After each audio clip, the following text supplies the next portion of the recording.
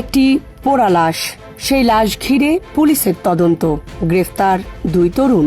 আদালতে 164 ধারায় স্বীকারোক্তিমূলক জবানবন্দি। তদন্তকারীদের দাবি হত্যার রহস্য উন্মোচিত, কিন্তু কয়েকদিনের মধ্যেই পুরো মামলার ভিত্তি ভেঙে পড়ে। কারণ যাকে হত্যার অভিযোগে মামলা, যাকে মৃত বলে আদালতে স্বীকারোক্তি দেওয়া হয়েছে, সেই কিশোরকে পুলিশই জীবিত উদ্ধার করে। চট্টগ্রামের হালি শহরের এই ঘটনাটি শুধু একটি হত্যা মামলার রহস্য নয়, এটি বাংলাদেশের অপরাধ তদন্ত, স্বীকারোক্তিমূলক জবানবন্দি এবং বিচার ব্যবস্থা নিয়ে সবচেয়ে আলোচিত ও প্রশ্নবিদ্ধ ঘটনাগুলোর একটি। অথচ 8 বছর পার হলেও আজও জানা যায়নি আগুনে পুড়ে যাওয়া সেই কিশোরের পরিচয়, জানা যায়নি কারা তাকে হত্যা করেছিল। Premium commercial space is now for rent. Featuring ample parking and excellent accessibility, this 4,200 square foot space is ready. Elevate your business and call us today. ঘটনার শুরু 2019 সালের 21 এপ্রিল। সেদিন রাতে চট্টগ্রাম শহরের হালি শহরের ফাইলাতলি খালপাড় এলাকার একটি পরিত্যক্ত সীমানা। দেয়ালের ভেতর থেকে দুর্গন্ধ বের হতে দেখে স্থানীয় লোকজন পুলিশকে খবর দেন। ঘটনাস্থলে গিয়ে পুলিশ উদ্ধার করে 16 থেকে 17 বছর বয়সী এক কিশোরের দগ্ধ লাশ। আগুনে শরীরের প্রায় 90% পুড়ে যাওয়ায় তার পরিচয় শনাক্ত করা সম্ভব হয়নি। ময়নাতদন্ত শেষে লাশটি আঞ্জুমান মফিদুল ইসলামের কাছে হস্তান্তর করা হয়। 2 দিন পর 23 এপ্রিল হালিশহর থানায় একটি হত্যা মামলা করে পুলিশ। তদন্ত শুরু হয় অজ্ঞাতনামা এক কিশোরকে হত্যার অভিযোগে। তদন্তের মাত্র কয়েকদিনের মাথায় পুলিশ অভিযান চালিয়ে জীবন চক্রবর্তী ও দুর্জয় আচার্যকে গ্রেফতার করে। এরপর 26 এপ্রিল জীবন চক্রবর্তীকে আদালতে হাজির করা হলে তিনি 164 ধারায় স্বীকারোক্তিমূলক জবানবন্দি দেন। সেই জবানবন্দিতে তিনি বলেন, নিহত কিশোরের নাম দিলীপ আচার্য। একটি রডের কারখানায় একসঙ্গে কাজ করার সময় গাঁজা সেবনের জন্য দিলীপের কাছ থেকে 50 টাকা ধার নিয়েছিলেন তিনি ও দুর্জয়। টাকা নিয়ে কথা কাটাকাটির এক পর্যায়ে দিলীপ তাদের চড় মারেন। সেই অপমানের প্রতিশোধ নিতেই গলায় গামছা পেঁচিয়ে তাকে হত্যা করা হয়।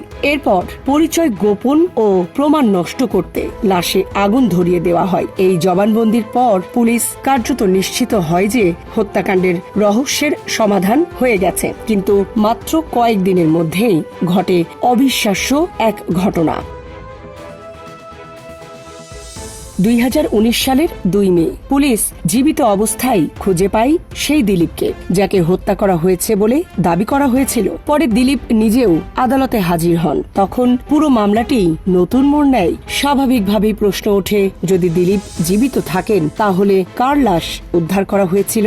আর জীবন চক্রবর্তী আদালতে যে স্বীকারোক্তি দিলেন সেটি কিভাবে এলো? আদালতে জীবন চক্রবর্তী দাবি করেন 4 দিন ধরে টানা নির্যাতন করা হয়েছে তাকে। কথিত ক্রস ফায়ারের ভয় দেখিয়ে পুলিশের তৈরি করা গল্পই মুখস্থ করিয়ে আদালতে বলতে বাধ্য করা হয়েছে। অর্থাৎ মামলার সবচেয়ে গুরুত্বপূর্ণ প্রমাণ হিসাবে ধরা স্বীকারোক্তিমূলক জবানবন্দি প্রশ্নবিদ্ধ হয়ে পড়ে।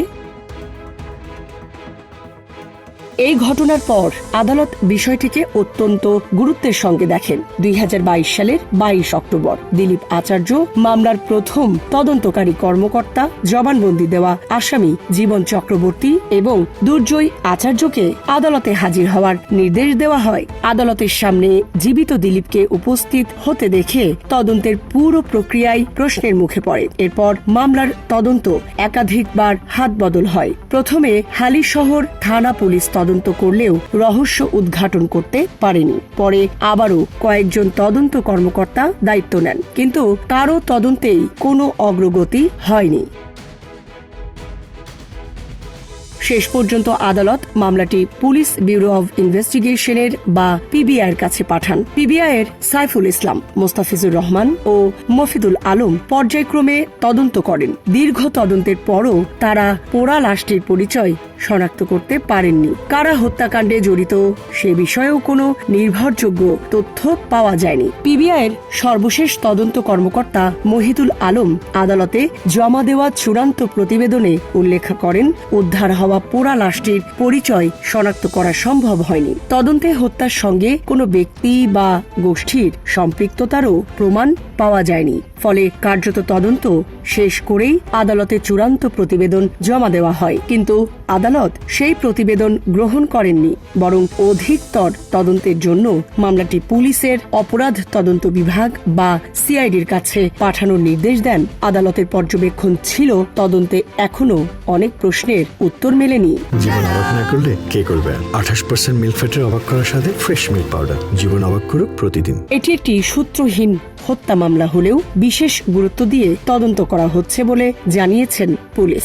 আধুনিক প্রযুক্তি, তথ্য উপাত্ত এবং নতুন সূত্রের ভিত্তিতে হত্যাকাণ্ডের রহস্য উদ্ঘাটনের চেষ্টা চলছে। তবে এত বছর পরও সবচেয়ে বড় প্রশ্নগুলোর কোনো উত্তর পাওয়া যায়নি। আগুনে পুড়ে যাওয়া সেই কিশোরটি কে ছিলেন? কেন তাকে হত্যা করা হয়েছিল? তার পরিবার কোথায়? কেন কেউ তাকে খুঁজতে আসেনি? পুলিশ কিভাবে নিশ্চিত হয়েছিল যে লাশটি দিলীপের? জীবিত একজনকে মৃত দেখিয়ে কিভাবে আদালতে স্বীকারোক্তিমূলক জবানবন্দি উপস্থাপন করা হলো? সেই জবানবন্দি কি স্বেচ্ছায় দেওয়া হয়েছিল নাকি নির্যাতনের মাধ্যমে আদায় করা হয়েছিল? আর প্রকৃত হত্যাকারীরা কি এখনো সমাজের মধ্যেই ঘুরে বেড়াচ্ছে? তদন্তকারী কর্মকর্তা বদলেছেন, তদন্ত সংস্থা বদলেছে, আদালতে একাধিক শুনানি হয়েছে, কিন্তু অজ্ঞাত সেই কিশোরের পরিচয় আজও অন্ধকারে। সামরিনা প্রীতি, ঢাকা এক্সপ্রেস।